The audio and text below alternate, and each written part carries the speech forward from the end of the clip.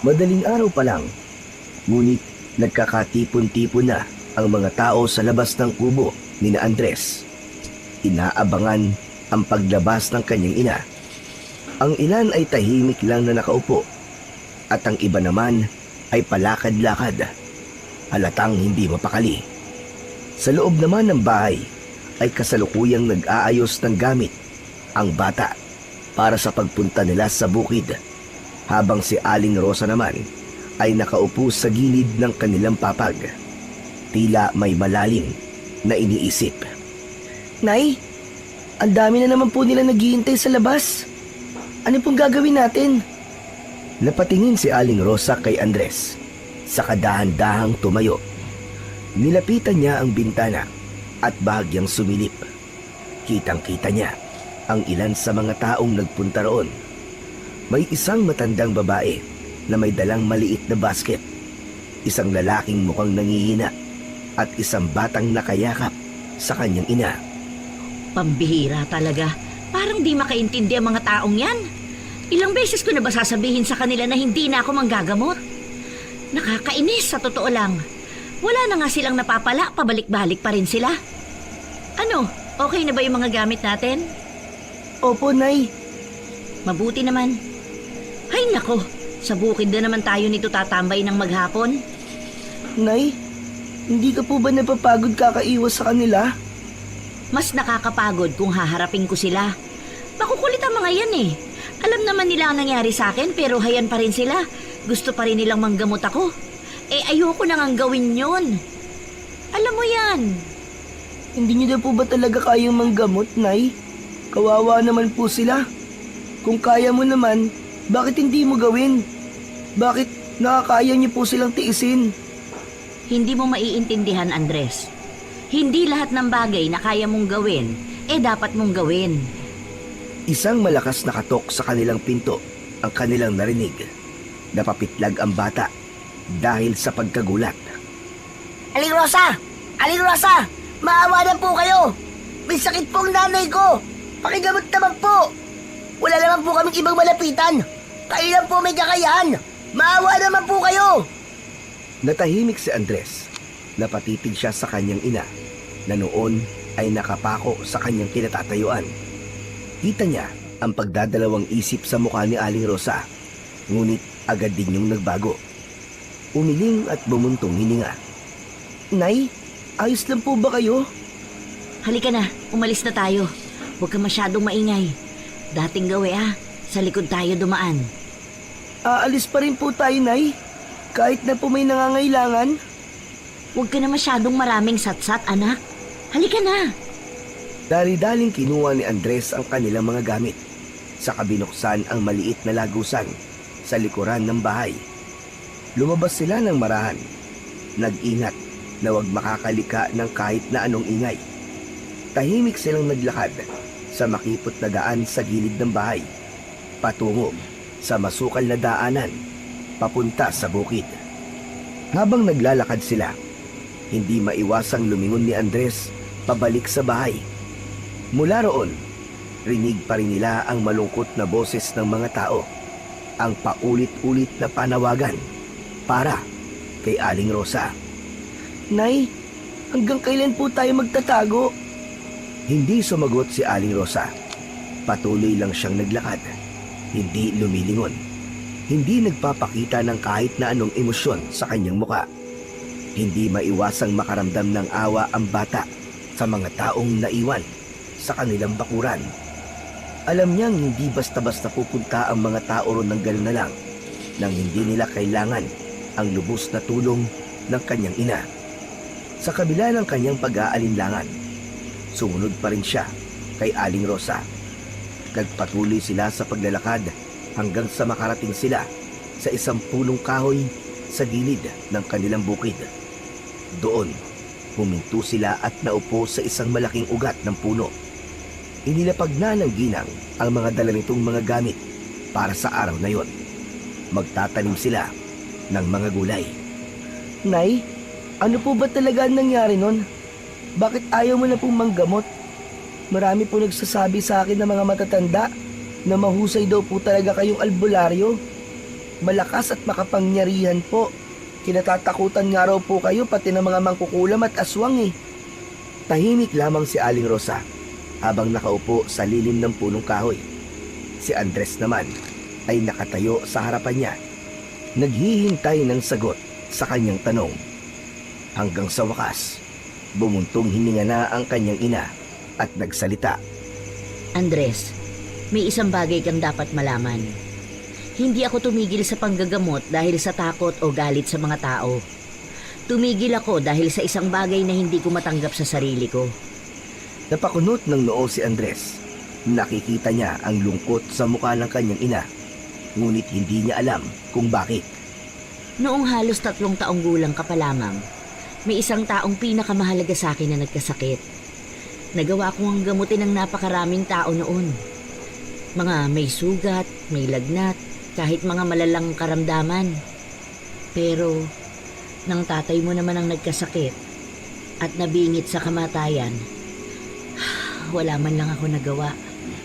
Si Itay po? Gabi-gabi kong pinag-aralan ang sakit niya. Hinanap ko ang pinakamabisang lunas. Ginamit lahat ng alam ko. Pero kahit anong gawin ko, hindi ko siya nailigtas. Namatay siya sa harap ko, Andres. Sa harapan natin. At wala akong nagawa. Napayuko si Andres. Hindi niya maalala ang lahat. Pero may bagyang gunita na naiwan sa kanyang isipan. Mga gabi kung saan yakap siya ng kanyang ina habang umiiyak ito. Ang pakiramdam ng kawalan kahit hindi niya palubos na nauunawaan ang nangyari. Paano ko ipagpapatuloy ang panggagamot kung ang pinakamahalagang tao sa buhay ko mismo ay hindi ko nailigtas? Hindi nakasagot si Andres. Hindi lahat ng bagay na kaya mong gawin, dapat mong gawin. Dahil may mga bagay na kahit anong pagsisikap mo, hindi mo mababago. Kaya po pala palagi niyong sinasabi sa akin yan. Pero hanggang ngayon po ba, hindi niyo pa rin po matanggap ang mga nangyari? Wala naman po kayong kasalanan kung hanggang doon na lang po talaga ang buhay ng tatay. Nagkakamali ka. Kasalanan ko ang nangyari. Ako ang dahilan kung bakit siya namatay dahil hindi ko siya magamot sa sarili kong paraan. Hanggang sa may nakapagsabi na ang sakit niya ay kayang pagalingin ng isang mutya. Pinilit kong hanapin yun para makuha. Pero ang hindi ko alam, ang tatay mo gumagawa na rin pala ng paraan para makita ang mutyang yun. At doon na nga siya tuluyang na disgrasya. Maski na, Nay, hindi niyo naman po kagustuhan ang nangyari. Maraming bagay din po ang hindi natin kontrolado. Isa na po dito, ang kamatayan. Tama ka. Kaya nga ayoko ng manggamot. Bahala na ang tadhana. Bahala nang nasa taas para humatol sa mga nagkakasakit. Ayaw ko na silang gamutin kahit pa ilang libo silang magmakaawa sa akin. Pero Nay, sa tingin mo ba ay matutuwa ang tatay sa nangyayari? Sa palagay ko, hindi. Kasi mula nung nabubuhay pa siya, suportado niya ang lahat ng ginagawa ko. Masaya siyang nakakatulong sa akin sa panggagamot.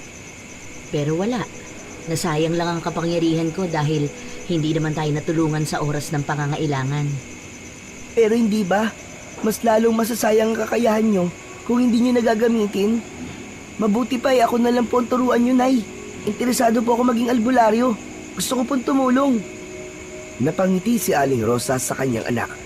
Sa unang pagkakataon, tila may nagising sa kanyang damdamin. Isang katotohanang matagal niyang pilit na tinatakasan. Habang nakatitig siya sa mukha ng anak, naalala niya ang dahilan kung bakit niya minahal ang panggagamot noon. Hindi ito para sa kanya, hindi para sa papuri ng mga tao, kundi dahil sa paniniwala niyang may magagawa siyang mabuti sa mundong ito. Bumuntong hininga si Aling Rosa. Dahan-dahan siyang tumayo. Halika na, Andres. Nagulat ang bata. Saan po tayo pupunta? Ano pa ba? E di magtatanim ng kamote. Nay naman eh. Akala ko naman sasang-ayon ka na. Tumigil ka na dyan sa ilusyon mo. Hindi kita tuturuan dahil gusto ko ako na ang huling albularyo sa pamilya natin. wala nang susunod, Andres. Si Andres at ang kanyang ina, ang tanging magkasangga sa buhay. Bata pa lamang siya nang pumanaw ang kanyang ama. Maaga itong namatay matapos matuklaw ng isang makamandag na ahas. Huli na nang maiuwi nila ito sa kanilang bahay. Kumalat na ang kamandag sa buong katawan nito at tuluyang namatay sa harap ng mag-ina. Natuklaw ito ng ahas dahil sa pagtulong nito ng palihim sa kanyang asawa na mahanap ang tanging lunas sa kanyang karamdaman, ang mutya o trabungko ng ahas. Ngunit dahil wala naman siyang kaalaman sa paghahanap ng mga mutya, isang kobra ang nakadisgrasya dito at siya niyang kinamatay. Ang pangyayaring yon ang naging pinakamadilim na bahagi ng buhay ni Aling Rosa bilang isang manggagamot. Sa kabila ng dami ng kanyang napagaling, sa kabila ng mga taong iniligtas niya mula sa bingit ng kamatayan, nabigo siyang mailigtas ang kanyang sariling asawa. Kaya't mula noon, nagsimulang magdalamhati ang kanyang puso. Pakiramdam niya, ipinagkait sa kanya ng tadhana ang kakayahang iligtas ang taong pinakamahalaga sa kanya. Dahil sa matinding sakit at sama ng loob, unti-unting lumayo si Aling Rosa sa panggagamot. Hindi niya matanggap na patuloy siyang manggagamot ng mga tao habang ang sarili niyang tahanan ay hindi niya naprotektahan at wala siyang nagawa. Subalit kahit na anong pag-iwas niya, hindi niya matakasan ang kanyang tungkulin. Patuloy pa rin siyang nilalapitan ng mga nangangailangan. Ilang taon na siyang tumatanggi, pero hindi mapigil ang mga taong nakakakilala sa kanya na baka mapagbigyan sila ng magiting na albularya ng kanilang baryo. Sa pagkawala ng kanyang asawa, pinilit niyang punan ang puwang na iniwan ito. Lahat ng gawain na karaniwang ginagawa ng isang lalaki ay nagawa niyang pasanin. Pag-aararo sa bukid, pagbubuhat ng mabibigat na sako ng bigas at gulay, at maging ang paglalakbay sa kagubatan upang maghanap ng pagkain at mangaso. Walang bagay na hindi kinaya, at sa bawat araw na lumilipas, mas lalo siyang hinahangaan ng kanyang anak na si Andres. Nay, bakit po ang lakas-lakas nyo? Paano nyo po nagagawa ang lahat ng to? Alin ba? Ang pagbubungkal ng lupa para pagtamnan ng kamote? Eh ano naman nakapagtataka doon, anak? Madaling trabaho lang ito. Hindi po. Malakas ka po, Nay. Kaya mo magbuhat ng mabibigat na bagay. Mabilis ka rin pong kumilos. Lahat ng gawain panlalaki po, kayang-kaya nyo. Abay, natural lang naman yun, anak. Kung hindi ko kakayanin, edi paano tayo mabubuhay? Hindi ko naman pwedeng hintayin na may ibang gagawa para sa atin. Pero Nay, hindi po lahat ng babae kasing lakas nyo. Yung ibang nanay po sa baryo, hindi naman nagbubuhat ng mabibigat. Kayo lang po.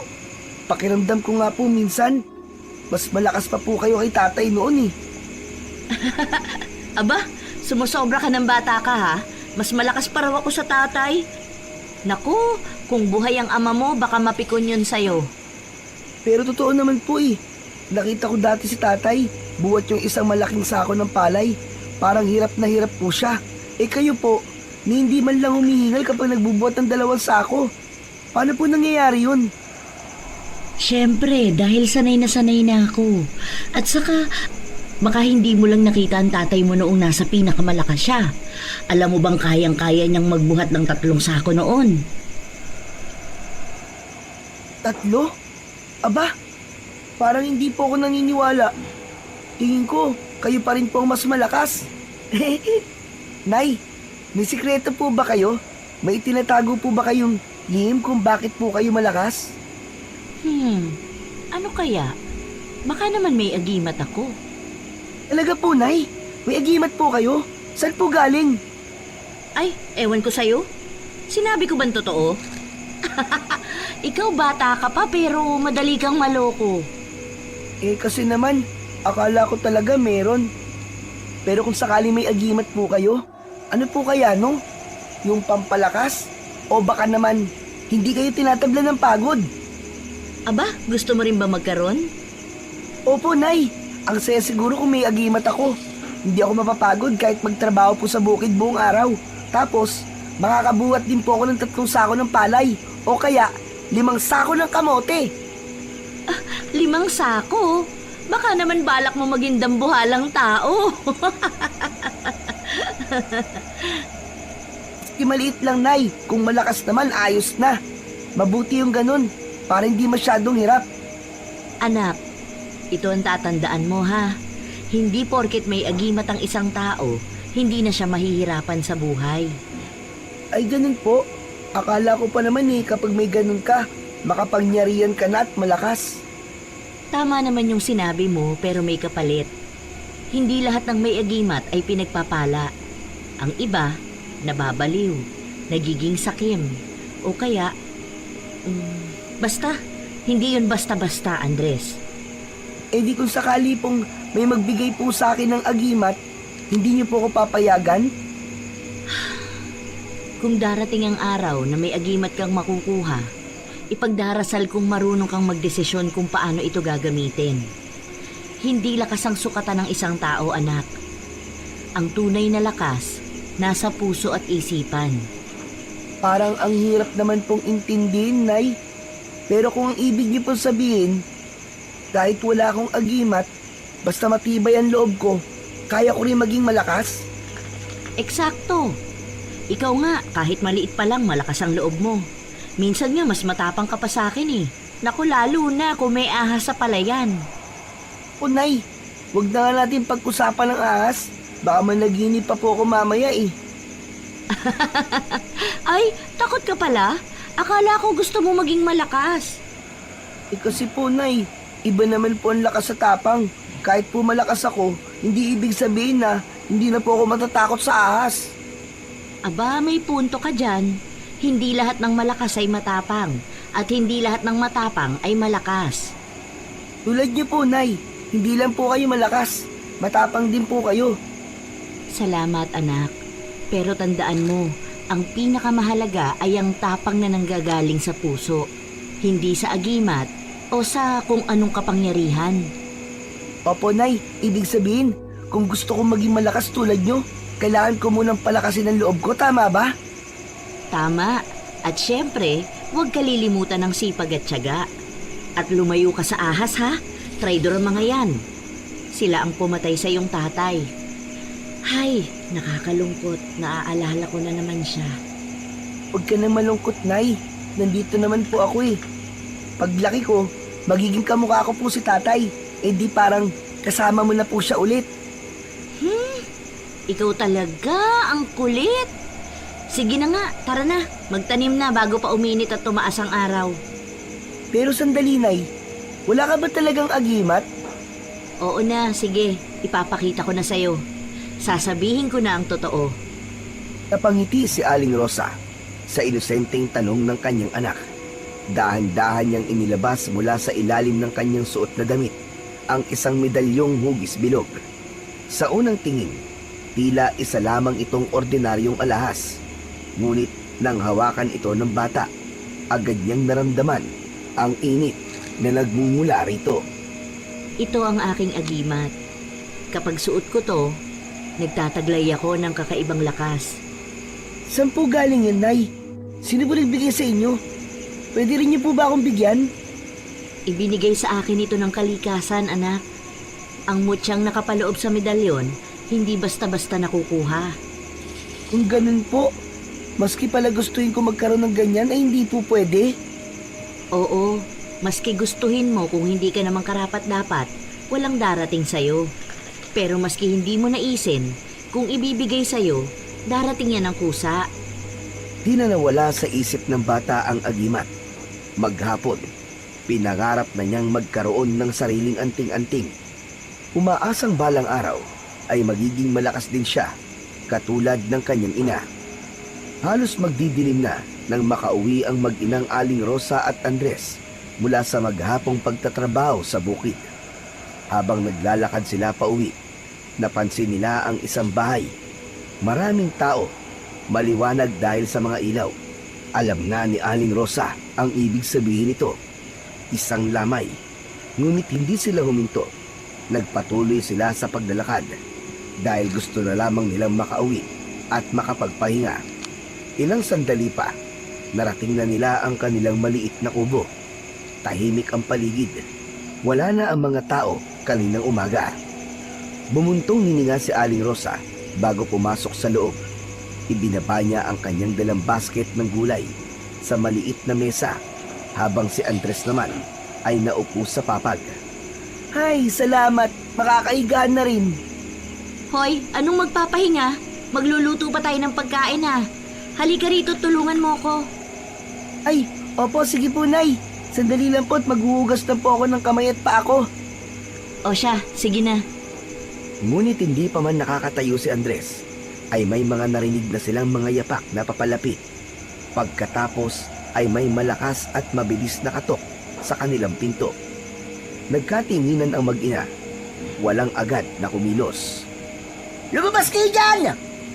Agad na sinenyasan ng ina ang kanyang anak na tumahimik at lumayo sa pinto. Aling Rosa, alam ko nandiyan kayo. Huwag kayo magkukunwaring wala. Alam niyo bang dahil sa inyo, patay na ang nanay ko. Lumabas kayo dyan! Harapin niyo ako! Napatingin si Andres sa kanyang ina. Kita niya ang biglang pagkunot nito ng noo. Ngunit ilang saglit lang ay bumalik ang matigas at blankong ekspresyon nito. Naglakad ito papalapit sa pinto at binuksan yon. Tumambad sa kanya si Diego. Galit na galit. Namumula ang muka at nanginginig ang mga kamay. Sa likod nito, may ilan pang tao.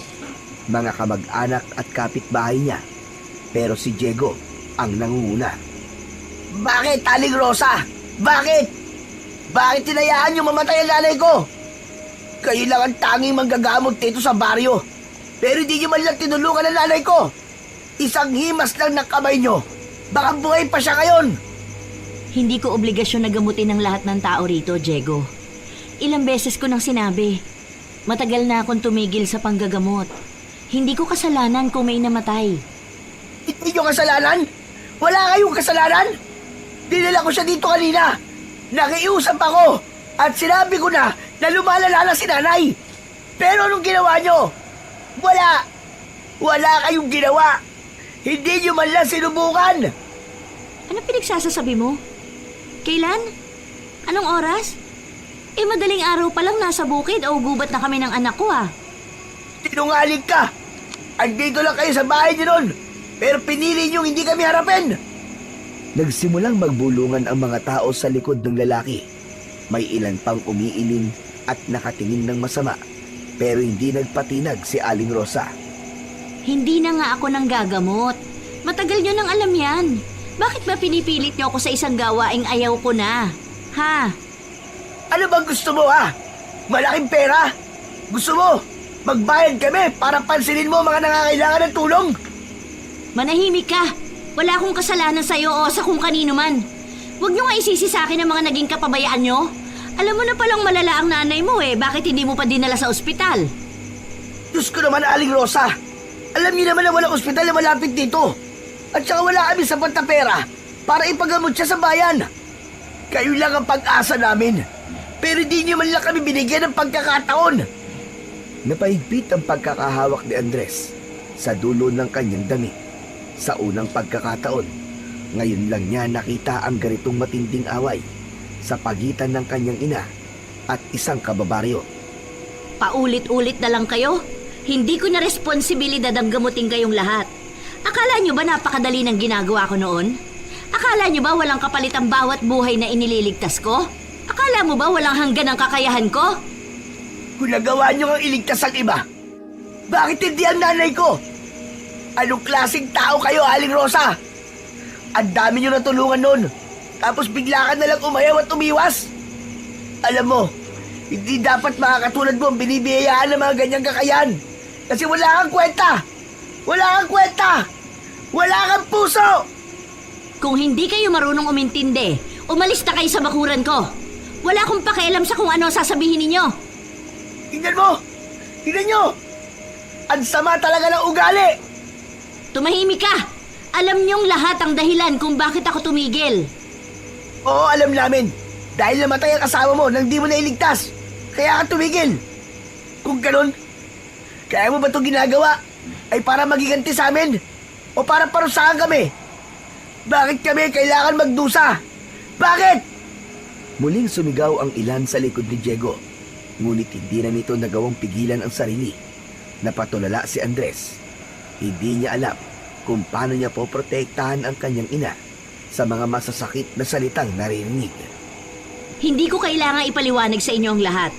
Pero isang bagay ang dapat niyong tandaan. Huwag niyo ko sisisihin sa bagay na kayo mismo ang may kakayahang ayusin. Kung may pagkukulang kayo sa sarili niyong pamilya, huwag kayong maghanap ng ibang pagbabalingan ng sisi. Hindi ko kasalanan ang kamatayan ng iyong ina, Diego. Kasalanan mo rin kung bakit hindi mo siya naisalba sa oras na dapat kang umaksyon. Nagpanting ang tenga ni Diego. Tila gusto nitong sumugod. Ngunit pinigilan siya ng ilang tao sa kanyang likuran. Kita ang matinding galit at paghihinayang sa kanyang muka. Bumuntong hininga, sabay talikod. Isang araw, Aling Rosa. Isang araw. Magsisisi rin kayo. Pagkaalis ng mga ito, naiwang nakatayo si Aling Rosa. Nakatingin sa kawalan. Lumapit si Andres at nakita niyang malungkot ito.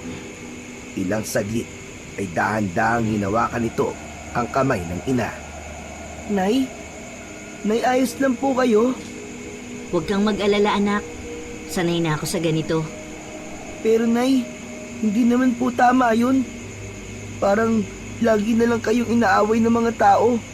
Hindi niyo po ba nararamdaman? Hindi po ba kayo nasasaktan, Nay? Minsan, anak. Oo, nasasaktan din ako. Pero hindi ko naman yun dinadamdam. Hindi naman ako pwedeng magpakain sa kalungkutan at sakit. Hindi ako pwedeng magpaapekto sa mga galit nila. Kung bibigay ako, paano na tayo? Pero bakit po kasi? Hindi na lang po kayo bumalik. Kung kaya niyo pa naman. Matagal na rin namang patay ang tatay eh. Andres, hindi lahat ng bagay na kaya mong gawin, dapat mong gawin. Hindi dahil may kakayahan ako, ibig sabihin, kailangan kong gawin ito palagi. Pero Nay, hindi ba dapat kung may kakayahan kang makatulong gagawin mo?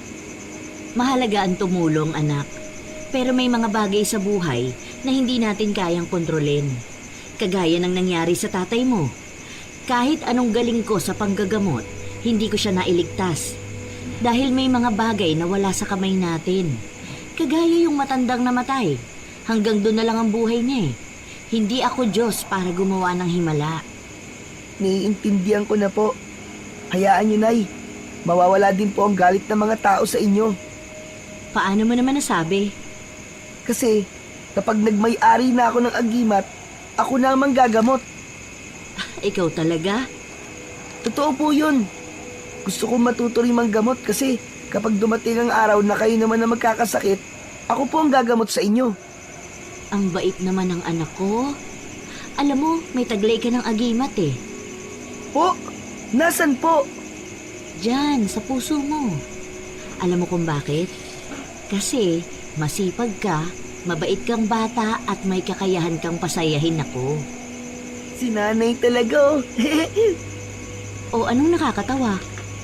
Kasi naman, naalala ko po yung itsura ni Kuya Diego kanina. Galit na galit tapos ang tapang-tapang kaso yung boses po niya parang butiki. Uy, huwag ganyan. Masama yan. Pero sa bagay, totoo naman. Narinig ko nga rin yung piyok na kanina.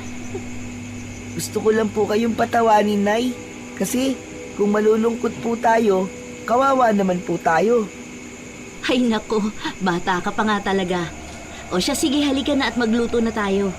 Nagugutom na ako eh. O nga rin po eh, nagre-reklamo na po mga alaga ko sa tiyan. Anong sabi? Sabi niya, kung di pa daw ako kakain, lalabas na mga alaga ko at gagapang na papunta sa kusina para maghanap ng pagkain. Habang nagluluto, patuloy lang sila sa kulitan.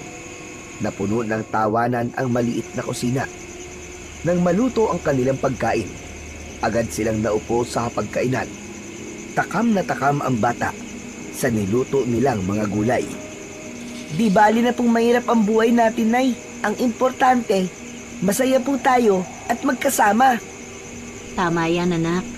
Para sa akin, ikaw lang sapat na para mapawi ang pagod ko. Kaya maski marami ang galit sa akin at di nakakaintindi, basta kasama kita, ayos lang. Siyempre naman po. Pagkatapos natin dito, matulog ka na ha. Ako nang bahala sa mga hugasin. Tutulungan ko na po kayo. Huwag na. Kailangan huwag kang nagpupuyat para lumaki ka at lumakas. Ako na dito.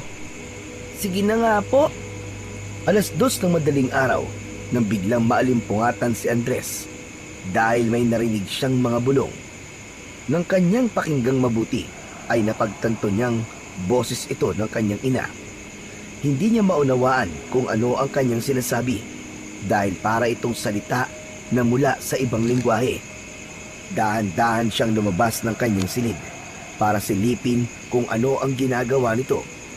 Ngunit nang nasa harap na siya ng pinto ng ina, narinig niya ang malakas nitong pagmumura. Parang may kaaway, ngunit wala naman siyang naririnig na ibang boses, kaya imposibleng may kaaway ito mismo sa loob ng kanyang silid. Magsasalita na sana siya dahil kinukutuban siyang nananaginip o binabangungot ito, pero may bigla siyang naamoy na mabaho. Napatakip siya ng kanyang ilong at bibig. Hindi niya mailarawan ang amoy na yon. Nakakasulasok at talagang masakit sa ilong. Nang hindi na siya makahinga halos, kinatok na niya ang pinto at tinawag ang kanyang nanay. Pinagbuksan siya ng kanyang ina. Nanatiling tahimik si Andres habang nakatayo sa harap ng kanyang ina. Kahit na gusto niyang magtanong, ramdam niyang may hindi pang karaniwang nangyayari. Seryoso ang muka ni Aling Rosa. Bago pa man siya makapagsalita, may narinig silang kaluskos mula sa labas ng bahay. Kapwa sila napatigil at napatingin sa bintana. Hindi ito ang normal na tunog ng hangin o ng isang hayop na gumagalaw sa labas. May bigat ang bawat takbang, paikot-ikot at paminsang-minsang tila kinakalmot ang dingding ng kanilang kubo. Uling naamoy ni Andres ang nakakasulasok na amoy.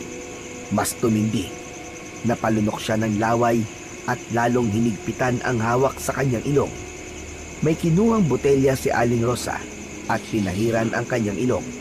Nakaramdam ng ginhawa ang bata at nawala ang amoy. Dahan-dahang lumapit ang ginang sa bintana at sumilip. Hindi nagtagal, lumingon ito kay Andres. Anak, bumalik ka sa silid mo. Isara mo ang pinto at huwag kang lalabas. Ano man ang marinig mo, naiintindihan mo? Napakunot ang noo ni Andres. Alam niyang may hindi tama. Gusto niyang magtanong, ngunit hindi niya nagawa. Napalunok siya at tumango na lamang. Kahit may pag-aalinlangan. Ngunit bago pa siya makalayo, may isang malakas na tunog mula sa labas. Isang malalim na paghinga. Halos parang ungol ng isang mabangis na hayop. Biglang humigpit ang hawak ni Aling Rosa sa medalyong nakasabit sa kanyang leeg at kinuha sa ilalim ng kanyang kama ang isang latigo na gawa sa buntot pagi. Isang iglap lang, binuksan niya ng biglaan ang pinto at lumabas ng bahay. Naiwan namang mag-isa si Andres, ngunit kalaunan ay hindi siya nakatiis. Sumilip siya sa siwang ng pinto at sa kanyang nakita, halos hindi siya makahinga sa kaba at takot. Nanlaki ang kanyang mga mata kung sino o ano ang kaharap ng kanyang ina. Sa ilalim ng liwanag ng buwan, kitang-kita ang isang nakakakilabot na nilalang.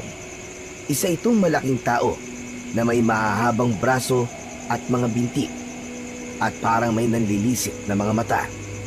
Hindi natinag si Aling Rosa. Itinaas niya ang kanyang medalyon na tila dito kumukuha ng lakas. Sumambit din ito ng isang orasyon. Nasaksihan ni Andres ang biglang paglakas ng ihip ng hangin. Nagsimulang gumalaw ang mga damo at dahon ng mga puno sa paligid. Para bang may malakas na puwersang kumukontrol sa mga ito. Lumapit ang halimaw. Mabibigat ang mga yapak nito, ngunit mabilis siyang gumalaw. Nay! Ano po yan? Ano ba, Andres? Isarado mo yung pinto, huwag kang manood. Bumalik ka sa kwarto mo.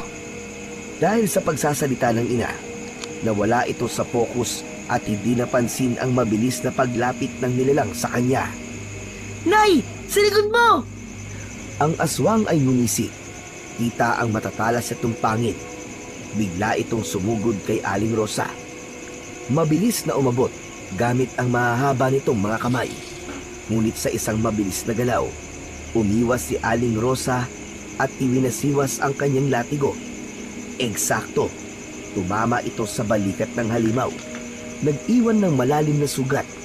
Napahiyaw ito nang dahil sa labis na sakit. Umatras ng bahagya at napangiwi. Hindi nag-aksaya ng oras si Aling Rosa. Pinagpapapalo niya ng latigo ang kanyang kalaban. Ang ilan ay naiiwasan ng aswang. Pero madami dito ang tumatama na labis nitong iniinda.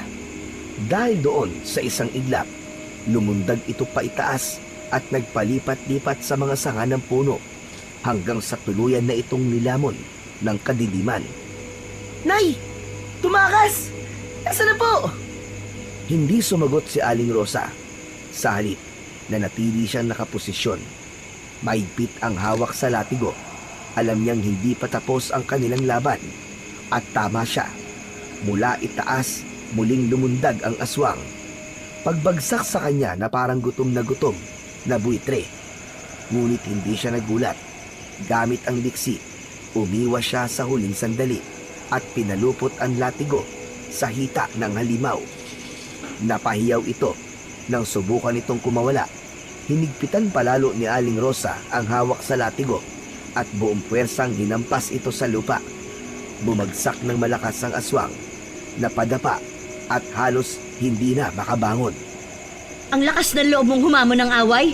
Wala ka naman palang silbi sa laban? Anong kasalanan ko sa'yo? Bakit ka nandito?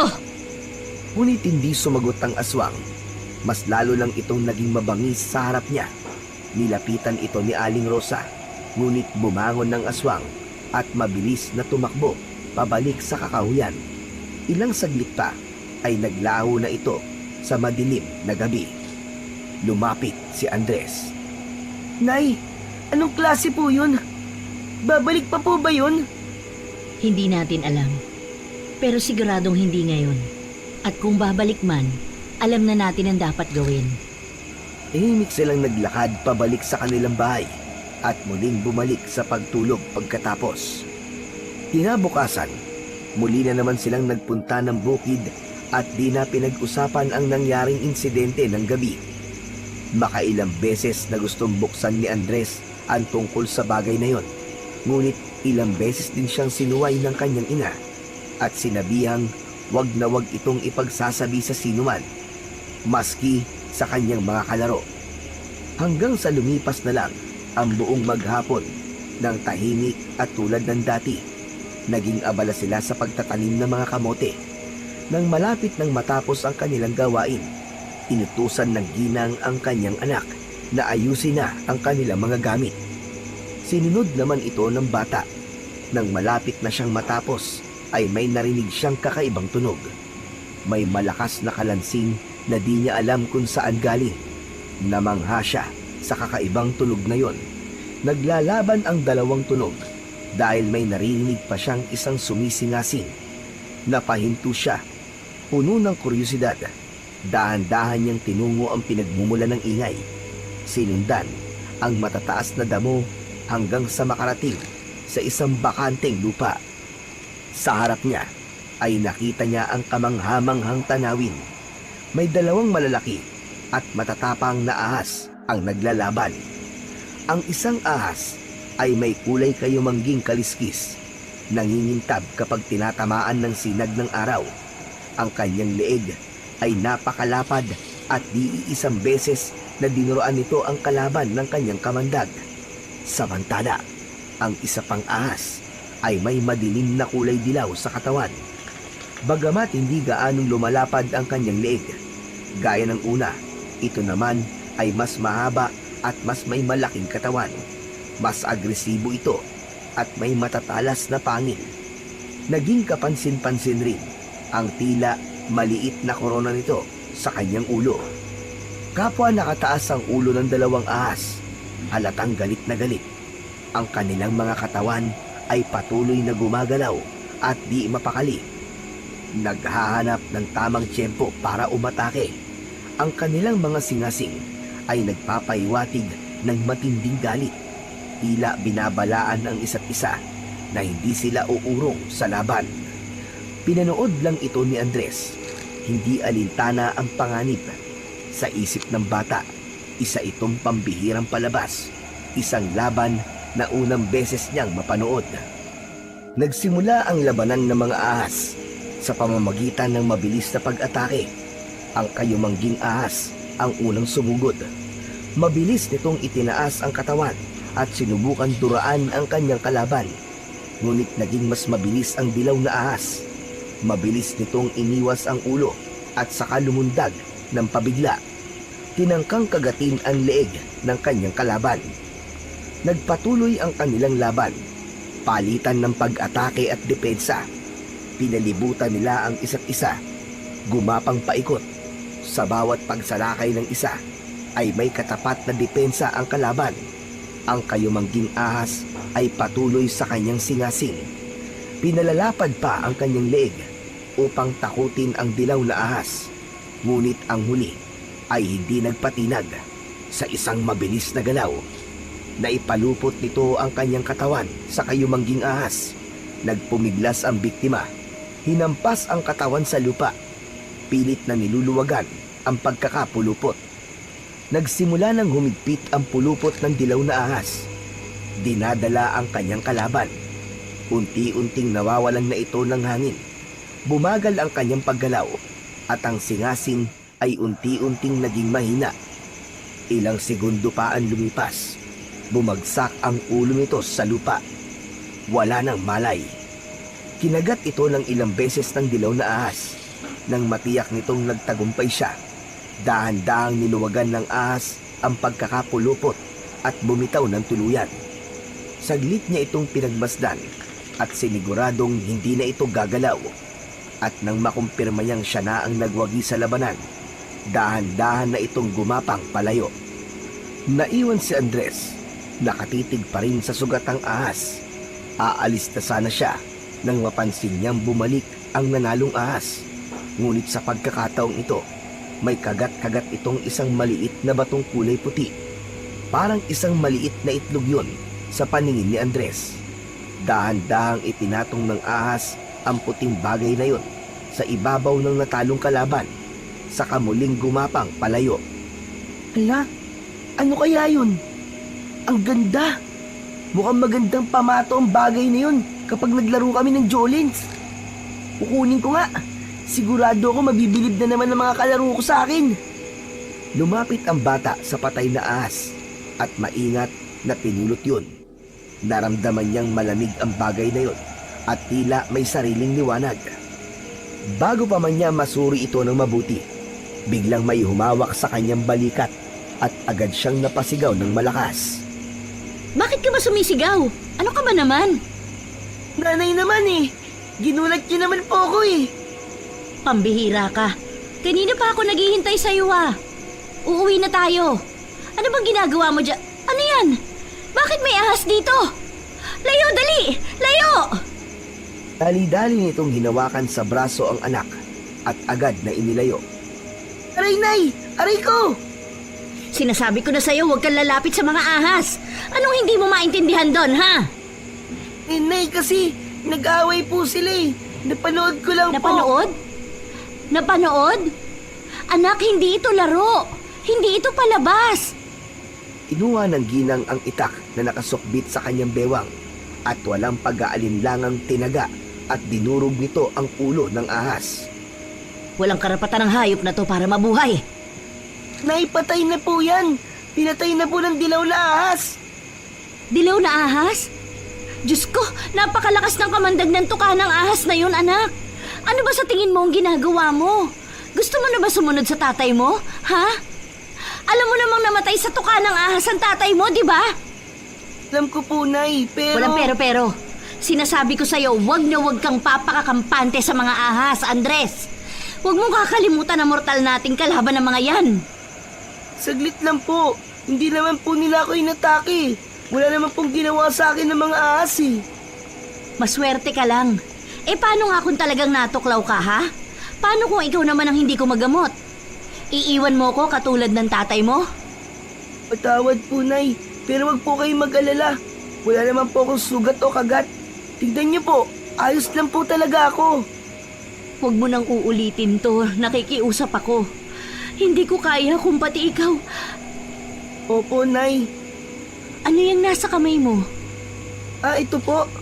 Iniwan po to nung nanalong ahas sa patay na ahas. Ewan ko po kung ano to. Pero parang importante kasi. Iniwan niya bago siya umalis. Ging mabilis ang pagtibok ng puso ni Aling Rosa. Alam niya kung ano ang nakita at pinulot ng anak. Isang klase ng mutya na tinatawag na trabongko ng ahas. Nay, alam niyo po ba, yung ahas po na nag-iwan nito, para po siyang may korona sa ulo. Kakaiba po talaga, Nay. May korona? Opo, meron po siyang maliit na korona sa ulo. Tapos, hindi kagaya ng isang ahas, hindi masyadong malapad ang kanyang leeg, pero mas malaki, saka mas mahaba po siya. Mas malakas din po siya, Nay. Parang sawa kung makalingkis at makapulupot. Ang mabuti pa tara na. Bakit, Nay? Ang ahas na sinasabi mo ay hindi lang basta isang ahas, anak.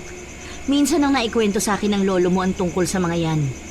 Ang ahas na may korona ay isang diwata. Diwata ng mga ahas. Wow! Talaga, Nay? Ibig sabihin, totoo po ang mga diwata? Nakakita na po ako ng diwata, Nay. Huwag ka nga matuwa dyan. Tulad ng sabi ko, mortal natin silang kaaway. Bakit po parang natatakot po kayo? Takot at galit ang nararamdaman ko, anak. Yang bagay na hawak mo, hindi yan isang laruan. Isang mahalagang mutsaya na bibihira lang na makita. Yan ang trabungko ng ahas. At hindi lang yan ordinaryong mutya dahil mula yan sa diwata. Mutya po? Ibig sabihin, mutya po itong hawak ko? Mula ngayong araw na to, nagmamay-ari ka na ng isang mutya dahil ibinigay sa'yo yan. Hindi naman po niya sa akin ibinigay, Nay. Iniwan po niya sa patay na katawan ng ahas na yan. Nagkakamali ka, iho. Hindi basta-basta nagiiwan ng trabungko ang isang diwata, lalo na't alam niyang may tao sa paligid. Kung alam niyang hindi ka karapat-dapat na magmay-ari ng kanyang mutya, hindi niya yan iiwan. Hala, may mutya na po akong sarili, Nay. Natupad na po ang pangarap ko. Ayos! Magiging katulad ko na po kayo, Nay.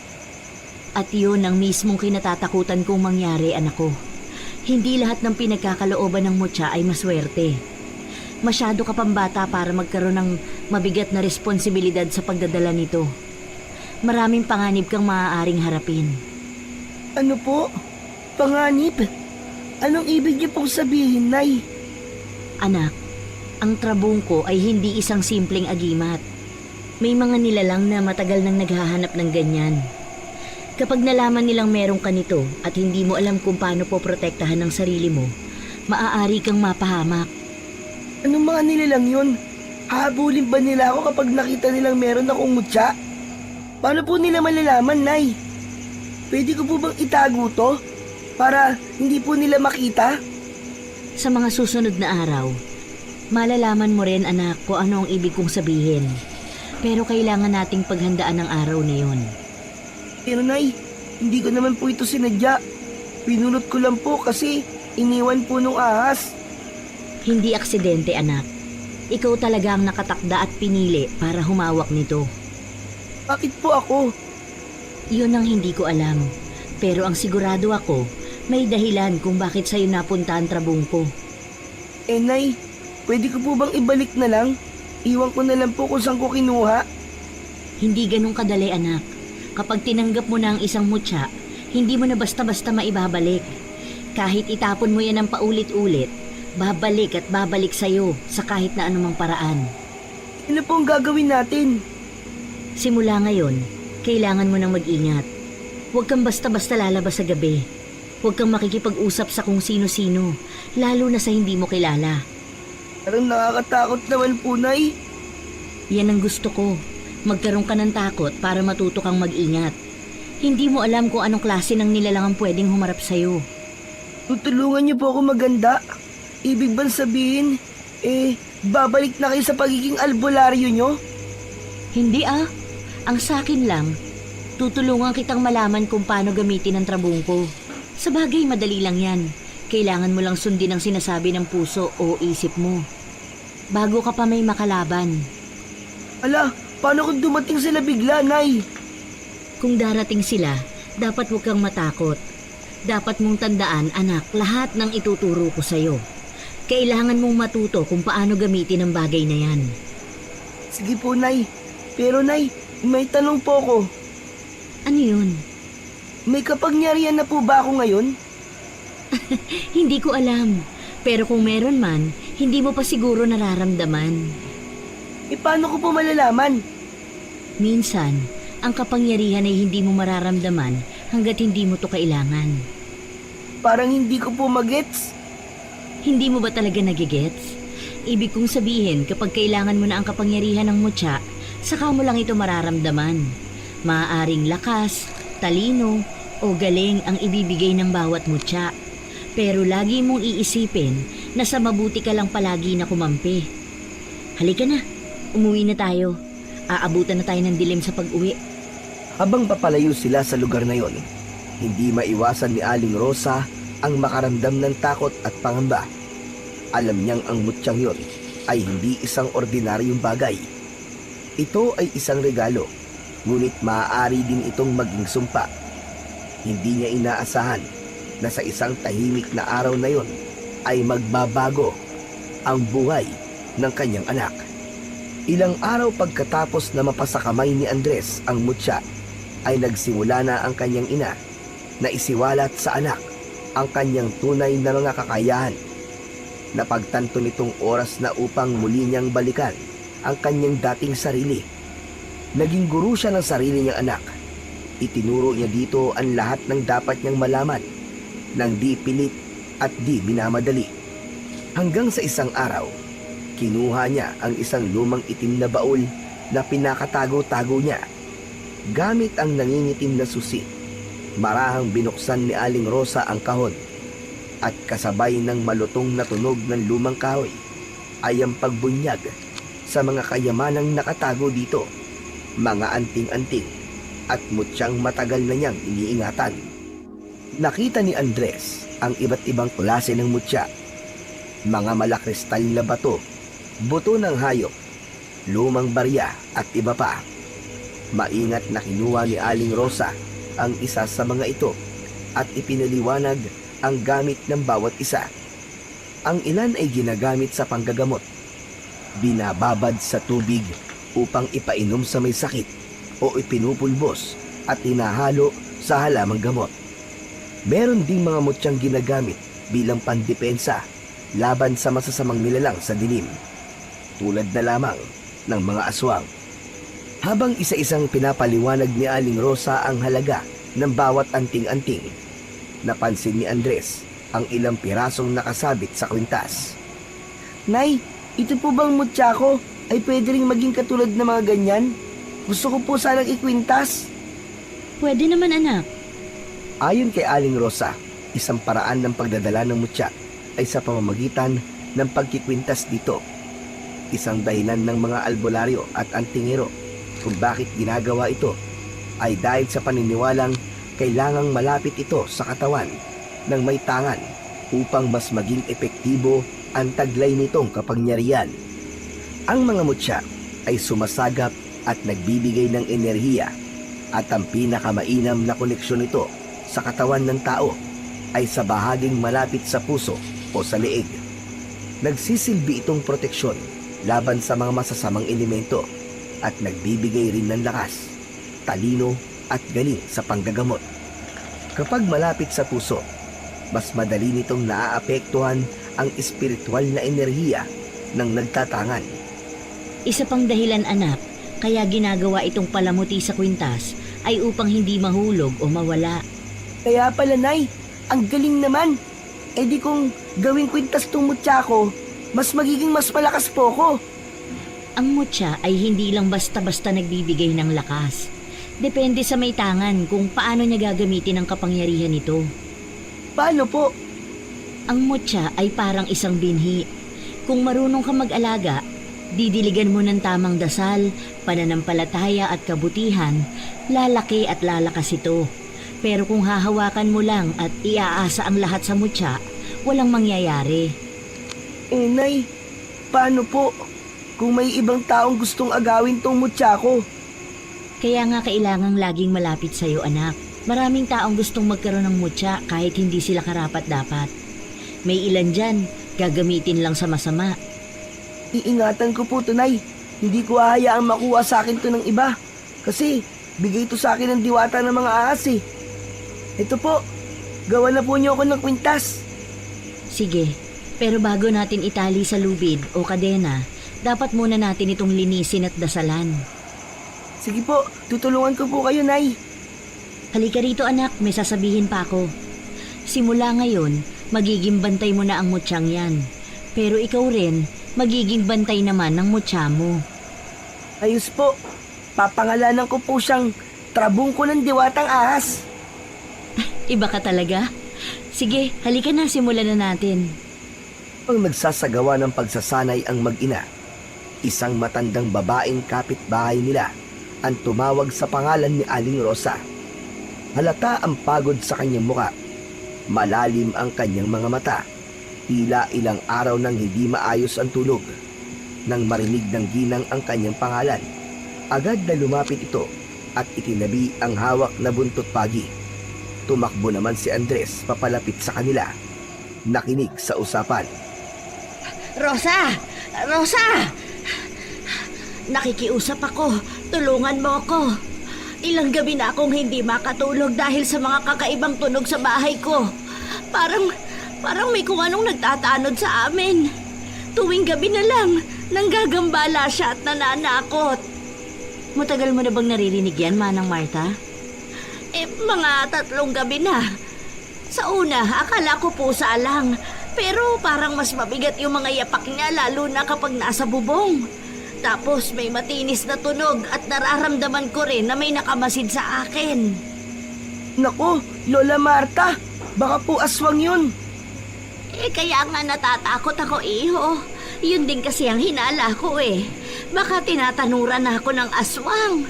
Ay, bakit naman kaya? Meron po bang may sakit sa inyo? O buntis? Wala naman, iha. Pero nanganak ang kasama ko sa bahay na apo ko.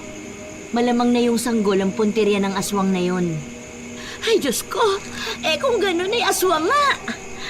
Anong gagawin ko? Tulungan mo ko, iha. Yung sanggol na yun, matagal na hinintay nung mag-asawa at hindi na pwedeng magkaanak ulit ang apo ko. Ay, ayokong mapahamak ang sanggol. Nay, ano pong gagawin natin? May paraan para hindi ka na nila gambalain. Anong gagawin ko? Sabihin mo sa akin, nakikiusap ako. Oo, alam ko na hindi ka na gumagawa ng mga ganitong bagay, pero nakikiusap ako, iha. Tutulungan ko ho kayo. Wala po kayong dapat na ipag-alala. Ay, salamat. Salamat, iha. Una, bago lumubog ang araw, magsaboy kayo ng asin sa paligid ng inyong bahay, sa bubong at sa palibot ng kubo. Tapos magdikti kayo ng mga bawang at siyang ilagay nyo sa mga pinto at bintana. Itabi nyo rin sa mag-ina o sa sanggol. Pero hindi yun sapat. Kailangan nyo ng sandata. Bibigyan ko kayo ng buntot pagi. May itinatago pa akong isa dyan. Ipapahiram ko na muna sa inyo. Ang latigo ay ilagay nyo sa ulo na ng iyong kama at gamitin lang kung kinakailangan. Ay, salamat, Rosa. Susundin ko lahat ng sinabi mo. Dahan-dahang umalis ang matanda, habang si Andres naman ay tila hindi pa rin makapaniwala sa kanyang narinig. Nay, tinutulungan mo na ulit sila? Oo, anak. Pero hindi na lang ako. 2 na tayong tutulong at manggagamot ng mga tao. Wow! Talaga po! Ibig sabihin magiging albularyo na rin po ako? Dahil po ba tunay sa trabong ko? Oo, kailangan mong gamitin ang trabong ko para lalong lumakas ang kapangyarihan nito. Sigurado ako na ito ang dahilan kung bakit ibinigay sa'yo ng diwata ang kanyang mutya. Ang saya-saya ko, Nay. Ito talaga ang pangarap kong gawin, ang maging kagaya nyo. Teka po. Hahanapin po ba natin na yung kakalabanin nating aswang? Hoy, magtigil ka dyan, Andres. Sa pangalan mo lang ikaw magiging bayani. Si nanay naman, oh. Hayaan na natin ang aswang na yun. Lalayas din naman yun kapag wala siyang mabibiktima rito. Pero may kapangyarihan tayo, Nay. Kaya nating labanan yun. Hindi tayo pwedeng palaging pasugod. Mapapahamak tayo. Maski sabihin mong parehas na tayong may mutya, kung di naman natin kilala ang kalaban natin at kung gaano ito kalakas, matatalo tayo. Teka, ano yun? Anak, may nagmamanman sa atin. Diyan ka lang ha, hahabulin ko. Nay, mag-iingat po kayo. Mabilis na tumakbo si Aling Rosa at nilapitan ng isang malaking puno kung saan niya napansin na may pasilip-silip na tao. Ngunit pagdating niya doon ay wala naman siyang nakita. Malakas ang kutob ni Aling Rosa na may nagtatangka sa kanilang mag-ina. Naalala niya bigla ang kanyang anak at ang mutya. Yun ang naisip niyang dahilan. Rosa! Bakit po kayo bumalik? Iha, may dadalhin ditong lalaki. Nakagat ng ahas. Tulungan mo. Ako na ang nakikiusap. Po? Sige po. Dalhin niyo dito sa bahay. Ilang sandali pa ay sumunod na ang ilang tao sa kanilang bahay. May bitbit silang tao na nakasakay sa isang duyan. Andres, maghanda ka ng mga gamit. Isang basong tubig, ilagay mo sa may altar ngayon din. Sige po, Nay. Pinaupo nila ang lalaki. Takot na takot ang mukha nito at hindi na rin makausap ng matino dahil sa matinding nerbiyos. Ano ho ba ang nangyari? Naku, nag-uuma sa bukid. Ayun, nakachamba daw ng ahas. Natuklaw. Ang masama niyan, Iha. Ulupong daw ang nakatuklaw. Mabilis lang kumalat ang kamandag ng ahas na yun. Iwan ko na muna kayo. Kukunin ko lang ang gamot. Inuntahan niya si Andres na naroon sa harap ng altar at binabantayan ang inilagay na isang basong tubig. Akin ang trabungko. Ngayon natin masusubukan ang bisa nito. Yung lalaki sa labas, siya yung unang pasyente. Kaya galingan mo. Una ko po siyang pasyente. Oo, kaya kailangan mabuhay siya. Heto ang agimat. Ibinabad ni Aling Rosa ang mutya sa tubig at sinabing usalin ng anak ang itinuro niyang orasyon para sa panggagamot laban sa kamandag ng ahas. Isinagawa ito ng mabilis ni Andres. Sige, dalhin mo na yan doon at ipainom sa kanya. Nay, sigurado po ba kayong gagana to? Paano po kung hindi? Hindi ka dapat magduda sa kapangyarihan ng trabungko. Ang pananalig mo ang magpapalakas dito. Tandaan mo, Andres, hindi lang mo siya ang nagpapagaling, kundi ang taong may hawak nito. Ay, sige po. Dahan-dahang hinawakan ni Andres ang basong may tubig na pinagbabaran ng trabungko. Ramdam niya ang init nito sa kanyang palad. Kinuha niya ang kwintas at muli itong isinuot bago dalhin sa tao ang gamot. Lumabas siya ng bahay at lumapit sa lalaking nakahandusay sa duyan. Halos nangingitim na ang paligid ng sugat. Senyales na kumalat na ang kagat ng ulupong. Bakit ikaw? Nasaan ang nanay mo? Mamaya ko na po ipapaliwanag, Lola Marta. Kailangan na po itong mapainom sa kanya para mahabol po natin ang kamandag. Kaya pa kaya yan? Halos hindi na yata humihinga. Kawawa naman. Anak, bilisan mo! Hinawakan ni Andres ang ulo ng lalaki at dahang-dahang isinubo rito ang tubig. Nanginginig ang kanyang kamay, ngunit sinunod niya ang lahat ng itinuro ng kanyang ina. Muli itong umusal ng orasyon. Lahat ay tahimik na nagmamasid, umaasang may mangyayari. Ilang segundo ang lumipas bago marahang gumalaw ang lalaki. Napangiwi ito, tila nasasaktan, ngunit ilang sandali lang ay bumalik ang kanyang kulay. Malalim ang kanyang paghinga, pero halata ang pagbuti ng kanyang kalagayan. Gumagalaw siya! Buhay siya! Andres, nagawa mo! Magaling anak, Ngayon alam mo na kung paano gamitin ang mutya mo. Yun na po yun. Bakit parang ang bilis naman po ng epekto? Ano ka mo, iho? Abay, bakit? Ano bang gusto mo? Maghirap pa ang pasyente mo. Abay, pilyo. Naku, huwag niyo na pong pansinin, Manang. Hindi lang po makapaniwala ang bata. Nagpapasalamat ako sa iyo, iha. Naku, bumalik na ang magaling nating albularyo. Ligtas na tayo, mga kababaryo. At hindi lang isa, 2 na sila. Mabuhay ang bago nating batang albularyo. Mabuhay si Andres!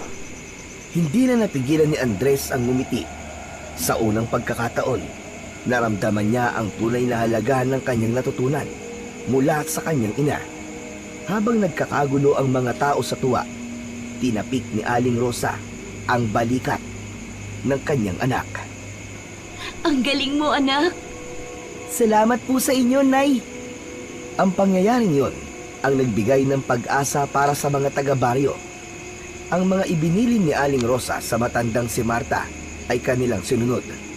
Sa tuwing bago sumapit nga ang gabi, ay nagsasaboy na sila ng mga asin at bawang. Ilang gabi na rin walang nagrereklamo tungkol sa pag-iingay ng kakaibang nilalang o sa tila hayop na nagtatanod sa mga kabahayan. Laking pasasalamat ng mga tao sa mag-ina. Sa pagdaan ng mga araw, unti-unti na rin sumisikat si Andres dahil hindi lang panggagamot sa mga nakagat ng ahas ang kaya niyang gamutin. Nagagawa ninyang gamutin ang iba pang klase ng sakit tulad ng lagnat, pangihina, pagkahilo at iba pa. Ngunit sa kabila ng pagsisikap ng mag-ina na makatulong sa kanilang mga kababaryo, may isa o ilang tao na hindi natutuwa sa kanilang ginagawa. Umanda kayong mag-ina. Malapit na rin ang araw nyo. Hindi takot si Aling Rosa sa kasalukuyang pagbabanta ng aswang sa kanilang baryo. Palagi niyang sinasabi sa kanyang anak na mas dapat katakutan ng aswang ang mga taong katulad nila. Napatunayan ni Andres na totoo ang sinasabi sa kanya ng kanyang ina. Minsang gabihin sila mula sa pagtatrabaho sa bukid.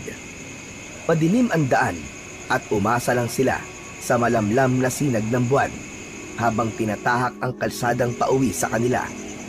Sa bandang yon ay walang masyadong nakatayong mga kabahayan, ngunit mapuno at madamo sa magkabila ang parte ng daan. Wala silang nadalang ilawan dahil hindi naman nila inaasahan na aabutin sila ng dilim sa paglilinis at pagtatanim sa kanilang gulayan. Biglang napahinto si Andres sa paglalakad nang makarinig ng tila maihinang mga bulong. Napatingin siya sa kanyang ina. Matigas ang ekspresyon ni Aling Rosa. Tila batid nito ang panganib na maaaring sumalubong sa kanila habang patuloy na naglalakad.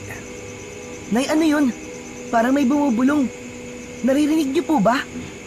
Bilisan mo na lang yung paglalakad mo at huwag ka na lang maingay. Bakit po?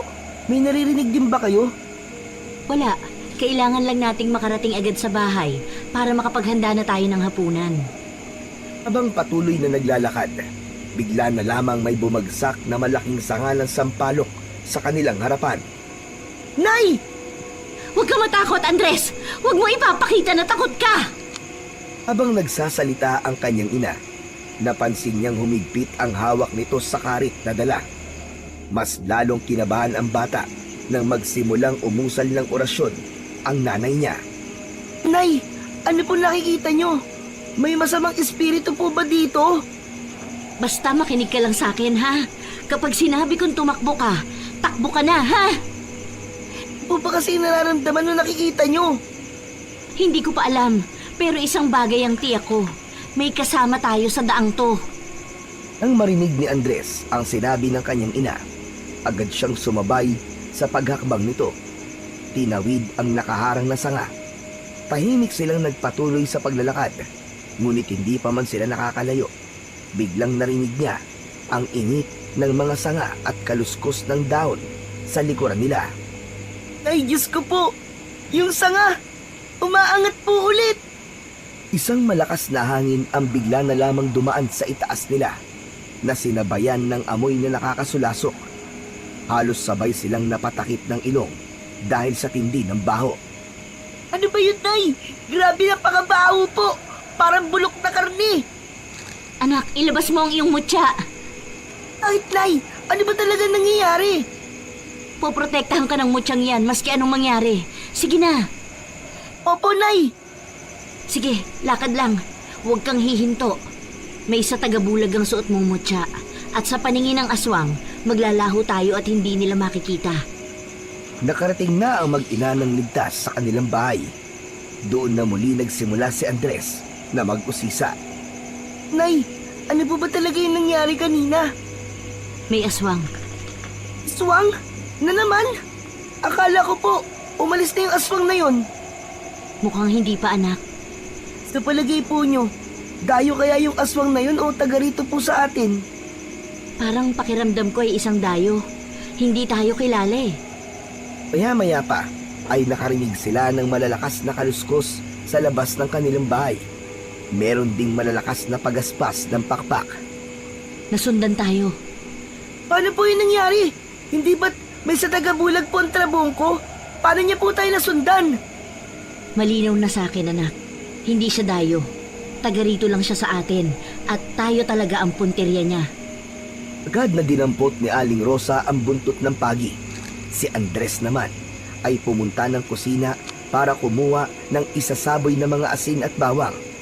Maya-maya pa ay naging agresibo na ang mga kilos at tunog mula sa labas ng kanilang kubo. Papalakas ng papalakas ang mga tunog hanggang sa may kumakalmot na sa kanilang dingding. Ubus na ang pasensya ko sa iyong aswang ka, ha? Sige, magtuos tayo ngayon. Lumabas si Aling Rosa, dala ang kanyang buntot ng pagi. Mula sa labas ay nakita ni Andres na nakatayo sa harap ng kanyang ina ang aswang. Ikaw na naman? Ayaw mo talaga akong tigilan, ano? Anong problema mo, ha? Nang tignan ni Andres ang aswang, agad rin niya itong nakilala ayon sa anyo niya. Ang aswang na unang sumalakay sa mag-ina, ilang araw na rin ang nakakaraan. Natigilan ang bata nang biglang mabaling ang kanyang paningin sa itaas ng isang puno. May nilalang pa doon na may malalaking pakpak. Agad itong bumulusok pababa, kasing bilis ng kidlat. Hindi yun napaghandaan ni Aling Rosa. Isang malakas na puwersa ng pagbangga ang nakapagpatumba sa albularya. Nay! Huwag, anak! Huwag kang lalabas! Nanatili lang si Andres sa harap ng kanilang pinto. Hindi niya magawang isarado ang pinto at iwan ang ina sa ganoong kalagayan.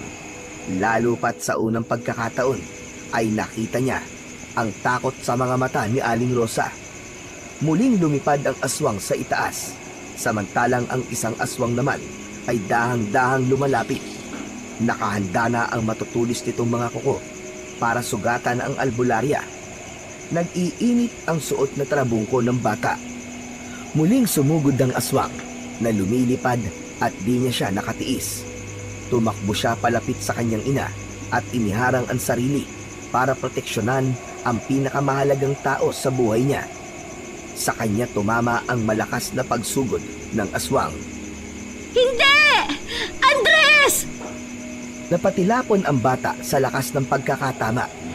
Tila agad na nanlabo ang kanyang paningin at nang kanyang mabawi, doon niya nakita na nakapaibabaw na kay Aling Rosa ang isang aswang at kinakagat na ang mga braso ng kanyang ina. Hindi ako papayag na saktan mo ang nanay ko! Sa sandaling yon, hindi natakot ang nanaig kay Andres, kundi matinding galit.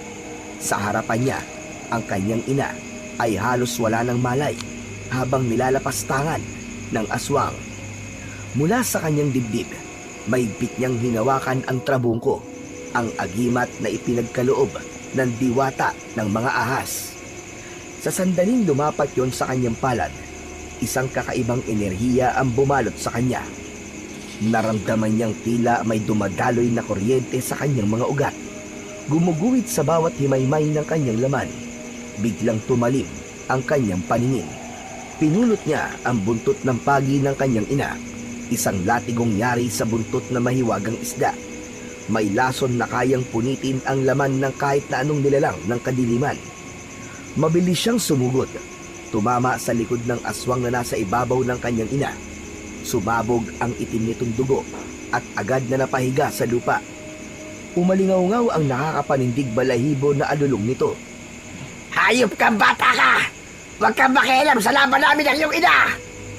Ungas ka ba? Sinasabi ko na sa inyo, hindi ko aayaang saktan niyo ang nanay ko! Muli niyang pinalo ng latigo ang halimaw. Ngunit pagkatapos nun, ay bumulusok pasugod ang isa pang aswang.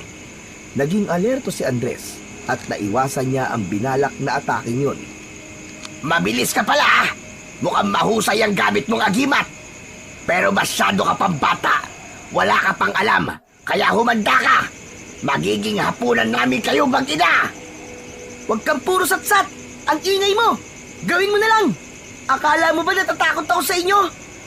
Sige bata, tignan natin kung kaya mong tapatan ang isang tulad ko!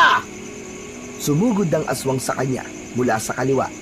Isang matalim na kamay ang mabilis na dumapo sa kanyang balikat. Pero sa huling segundo, dumapa siya at tumiwas na halos gahibla lang ng buhok ang pagitan ng kanyang leeg at ng kuko ng halimaw. Sa lakas ng atake ng aswang, nabiyak ang matandang puno sa likuran ni Andres. Ngunit hindi pa tapos ang panganib. Mula sa kanyang kanan, ang ikalawang aswang naman ay mabilis na dumagi. Iniumang ang matutulis nitong kuko sa kanyang tiyan. Ngunit sa isang iglap, hinablot ni Andres ang trabungko at agad yung nagliyab ng matingkad na berdeng liwanag. Tikman mo to!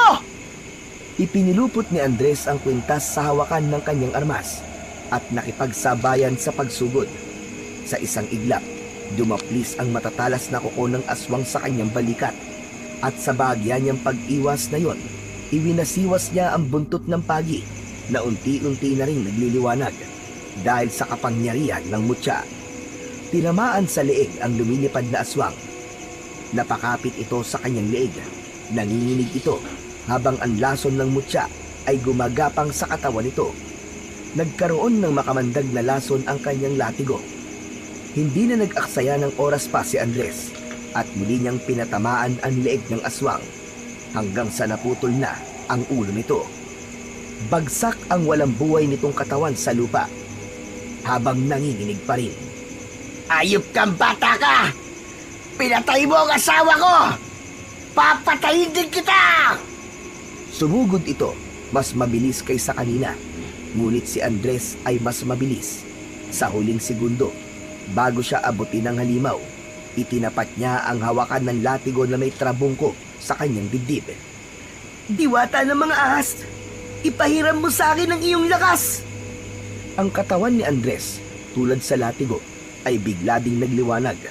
Sa isang iglap, nagsilabasan ang mga mahiwagang kaliskis sa kanyang balat.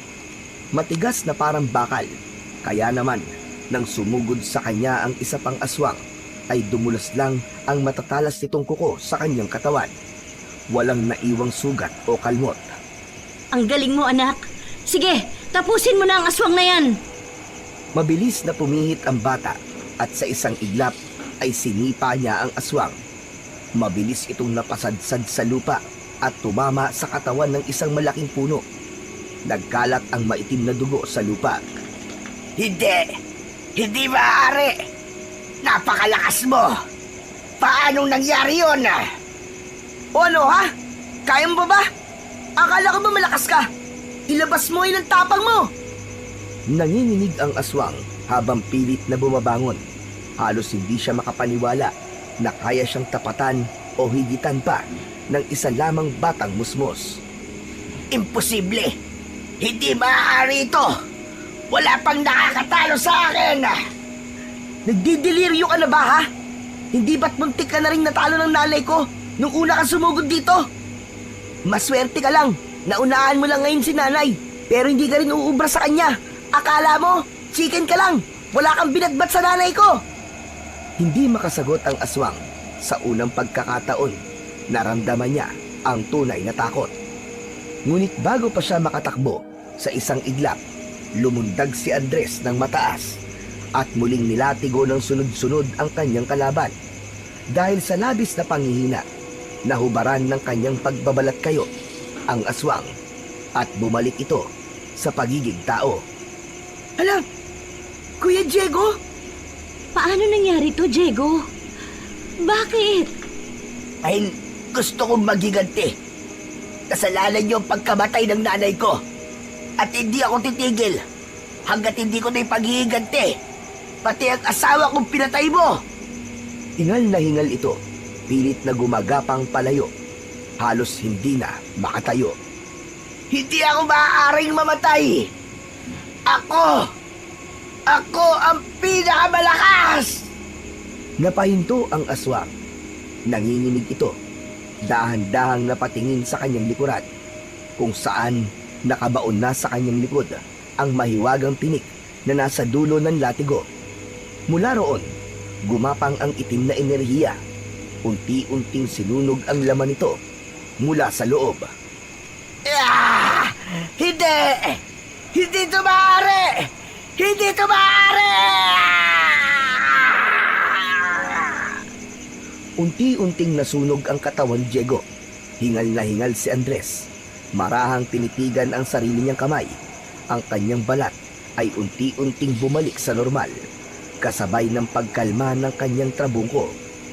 Sa wakas, tapos na ang laban. Agad niyang tinakbo ang kanyang ina. Lumuhod sa harapan nito at niyakap ito ng mahigpit. Nay! Tapos na po! Ligtas na po tayo, Nay! Nagtagumpay tayo! Ang tapang mo, anak. At ang lakas mo. Nay, hindi ko to magagawa kundi po dahil sa inyo. Kayo po nagturo sa akin kung paano maging matapang at matatag at kung paano po lumaban. Oo, pero grabe. Napabilib mo talaga ako. Nay, si Kuya Diego po. Hindi mo kasalanan yun, anak. Siya ang pumili ng kanyang landas. Yun sana ang maging aral din sa'yo. Kailanman ang anumang klase ng paghihiganti at pagsanib sa kasamaan, walang mabuting idudulot. Yang mutyang ipinagkaloob sa'yo, sana, sa mabuti mo lang palagi gagamitin. Opo, ipinapangako ko po, Inay. Dahan-dahang tumayo si Aling Rosa. Kahit ramdam pa rin ang hapdi ng kanyang mga sugat, tinulungan siya ni Andres. Inalalayan hanggang sa tuluyan silang makatayo. Pumasok na sila sa kanilang bahay. Nay, sa tingin niyo po ba, tapos na talaga ang panganib? Sa ngayon, ligtas tayo. Pero ang mga masasama, anak, hindi yan mauubos. Nagtagpo ang kanilang mga mata. Naiintindihan ni Andres ang ibig sabihin ng kanyang ina. Hindi pa tapos ang lahat. Hindi pa ito ang huling laban niya. Laban sa mga katulad ni Diego na kampon ng kadiliman. Kung ganun, hindi rin po ako titigil. Mas mag-e-ensayo pa po ako at paghuhusayin ng aking kakayahan. Tama yan, anak. At nandito lang ako para maging gabay mo. Sa kanyang palad, naramdaman ng bata ang muling pag-init at pagliwanag ng trabungko ng ahas. Tila nakikisang-ayon sa pinag-uusapan nilang mag-ina. Nang mga oras na yon, si Andres ay hindi na lang isang bata, kundi isa na siyang tunay na mandirigma at bayani na handang ipagtanggol ang lahat laban sa masasamang elemento na maghahasik ng lagim sa kanyang nasasakupan.